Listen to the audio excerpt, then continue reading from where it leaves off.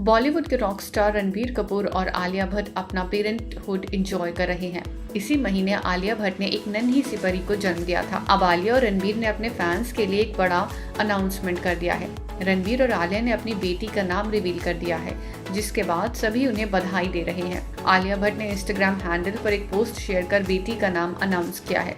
रणबीर और आलिया ने अपनी बेटी का नाम राहा रखा है। आलिया ने बेटी के नाम के ऐलान के साथ एक लंबा चौड़ा पोस्ट भी किया है, जिसमें उन्होंने बेटी के नाम का मतलब बताया है। आलिया भट्ट ने जानकारी दी है कि उनकी बेटी को ये नाम उनकी दादी नीतू कपूर ने दिया है।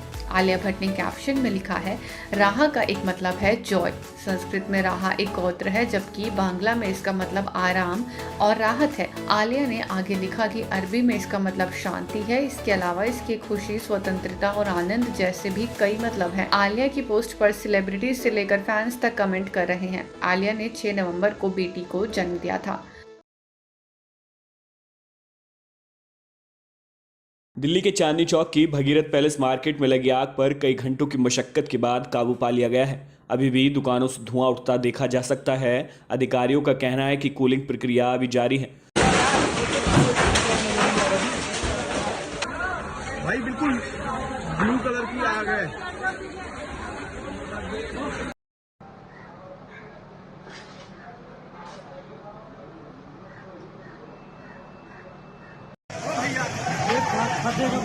बिल्डिंग फटेगा भाई, ये बिल्डिंग फटेगा।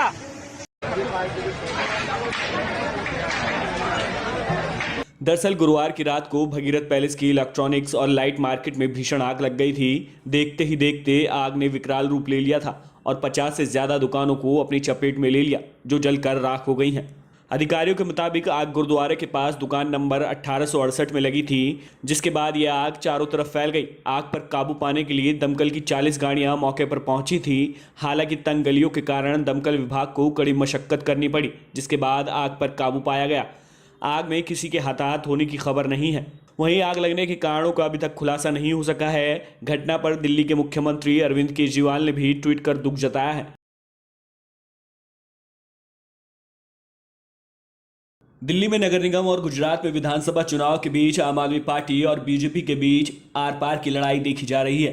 दिल्ली के डिप्टी सीएम और आम आदमी पार्टी के नेता मनीष सिसोदिया ने बीजेपी पर बड़ा आरोप लगाया है। सिसोदिया ने ट्वीट कर कहा कि बीजेपी मुख्यमंत्री अरविंद केजरीवाल की हत्या की साजिश रच रही है। बता दें कि सिसोदिया का यह बयान तब आया है जब बीजेपी नेता मनोज तिवारी ने ट्वीट कर कहा कि कोई भी अरविंद केजरीवाल को पीट सकता है। इस बीच मनीष सिसोदिया के बयान पर दिल्ली के उपराज्यपाल ने संज्ञान लिया है। उन्होंने दिल्ली पुलिस कमिश्नर से बातचीत की है। एलजी ने सीएम की सुरक्षा सुनिश्चित करने के लिए भी कहा है। मनोज तिवारी के ट्वीट के बाद मनीष सिसोदिया ने भी ट्वीट किया और आरोप लगाया कि बीजेपी दिल्ली के पूर्व अध्यक्ष और बीजेपी सांसद मनोज तिवारी अपने गुंडों से खुलेआम मुख्यमंत्री अरविंद केजरीवाल पर हमला करने के लिए कह रहे हैं और उन्होंने इसकी पूरी योजना बना ली है। एमसीडी के चुनाव में और गुजरात विधानसभा के चुनाव में उससे भारतीय जनता पार्टी इतनी बुरी तरह से बौखला गई है कि वो अब अपनी साजिशों से ऊपर उठकर, अपनी षड्यंत्रों से ऊपर उठकर हत्या के मंसूबे बनाने लगी है। इन्होंने इस चुनाव से पहले अरविंद केजरीवाल जी को बदनाम करने की खूब कोशिश की।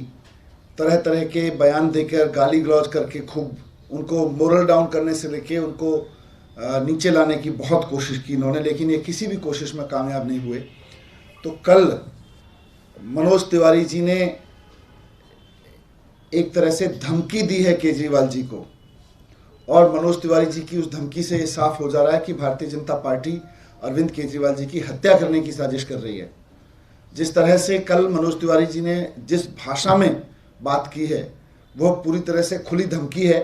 मनीष सिसोदिया के ट्वीट से पहले मनोज तिवारी ने ट्वीट करते हुए कहा था कि अरविंद केजरीवाल जी की सुरक्षा को लेकर मैं चिंतित हूं, क्योंकि लगातार भ्रष्टाचार, टिकट बिक्री और जेल में बलात्कारी से दोस्ती व मसाज प्रकरण को लेकर आप कार्यकर्ता और जनता गुस्से में है।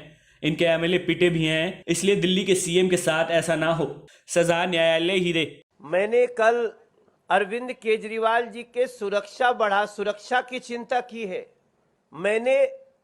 मैं तो उनको चाहता हूं कि वो सुरक्षित रहे। जिस प्रकार से उनके विधायक पिट रहे हैं, जिस प्रकार से उनका एक कार्यकर्ता मौत के मुंह में समा गया है, ये सारी स्थितियां बड़ी चिंताजनक हैं। राजस्थान के भीलवाड़ा जिले में गोलीबारी का मामला सामने आया है, जिसके बाद इलाके में तनाव फैल गया। बता दें कि गोलीबारी की घटना में एक व्यक्ति की मौत हो गई। वहीं फायरिंग में व्यक्ति की मौत के बाद लोग विरोध में सड़कों पर उतर आए हैं, जिसके बाद हालात को सामान्य रखने के मद्देनजर पुलिस ने इंटरनेट सेवाओं को 48 घंटे के लिए बंद कर दिया है। आज जो घटना गोलीकांड की हुई है और 2 हमारे जवान बच्चों को जो गोलियां लगी है और जो शहीद किया गया है, ये बड़ी दुखद घटना है और ये नाकाबिले बर्दाश्त है। इसलिए हम शहर के अमन चैन को ध्यान में रखते हुए आप शहर के उच्च अधिकारियों से मांग करते हैं, जो हमारी मांगे हैं वो पूरी करें, हमारे दुख और हमारी तकलीफ को समझे, अन्यथा उग्र आंदोलन होगा। जय हिंद, जय भारत।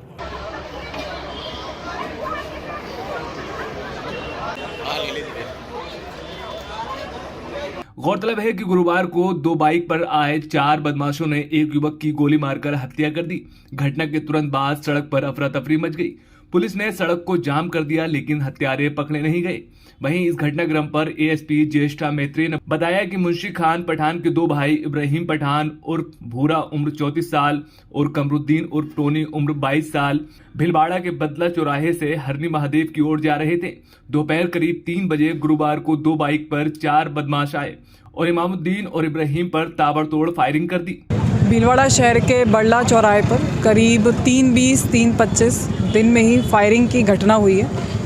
मौके पे उच्चाधिकारी पहुंच गए। एक चश्मदीद गवाह से ये मालूम पड़ा है कि शायद 2 मोटरसाइकिलें थीं जिस पे 2-2 सवार थे और उनके द्वारा 3 राउंड फायर किए गए हैं। मौके पे 2 जो फायर हैं, जो खाली कारतूस हैं, वो बरामद कर लिए हैं और बाकी इसमें स्पेशल टीम को लगा के और सिटी की टीम को लगाकर आगे की तफ्तीश जारी है। बता दें कि हमलावरों ने 3 राउंड फायरिंग की, जिसमें एक गोली इब्राहिम पठान को लगी, जिसकी मौके पर ही मौत हो गई।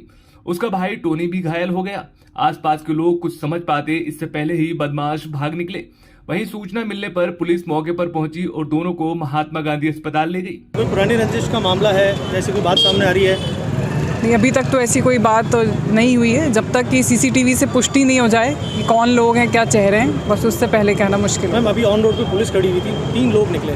पुलिस तक को धमकी देके गए कि यहाँ पे लाशें गिरेगी, आने वाले समय में देखना, और पुलिस उनको देखती है। नहीं, इस तरीके की जो है, अगर कुछ हुआ है तो इसको हम त्वरित इस पर कार्रवाई करेंगे और बाकी अब हाई अलर्ट मोड पर ही भीलवाड़ा पुलिस रहेगी।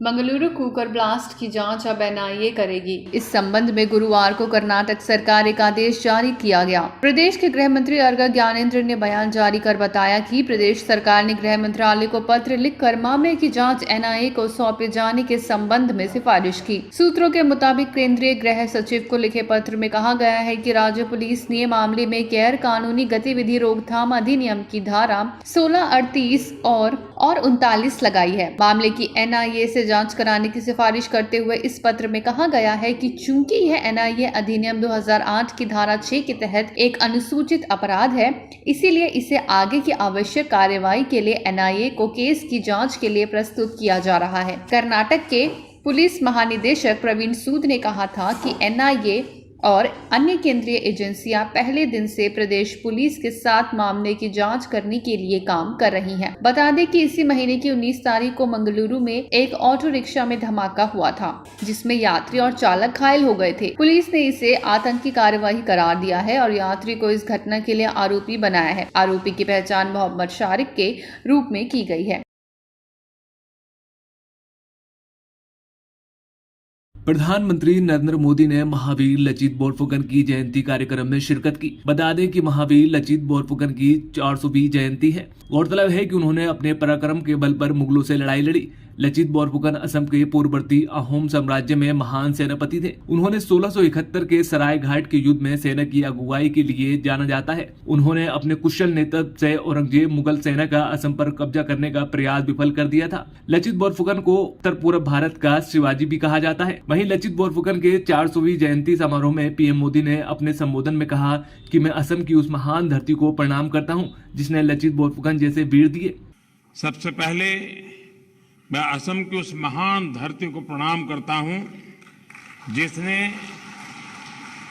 मां भारती को लचित बोरफुकन जैसे अदम्य वीर दिए हैं। कल पूरे देश में वीर लासित बोरफुकन की 400वीं जन्म जयंती मनाई गई। इस अवसर पर दिल्ली में 3 दिनों के विशेष कार्यक्रम का आयोजन किया गया है। ये मेरा सौभाग्य है कि इस कार्यक्रम से जुड़ने का मुझे अवसर मिला। प्रधानमंत्री नरेंद्र मोदी ने अपने संबोधन में आगे कहा, हमें लचित बोरफुकन की जयंती मनाने का अवसर सौभाग्य उस कालखंड में मिला है। साथियों, हमें वीर लासित की 400वीं जन्म जयंती मनाने का सौभाग्य उस कालखंड में मिला है जब देश अपनी आजादी का अमृत महोत्सव मना रहा है। ये ऐतिहासिक अवसर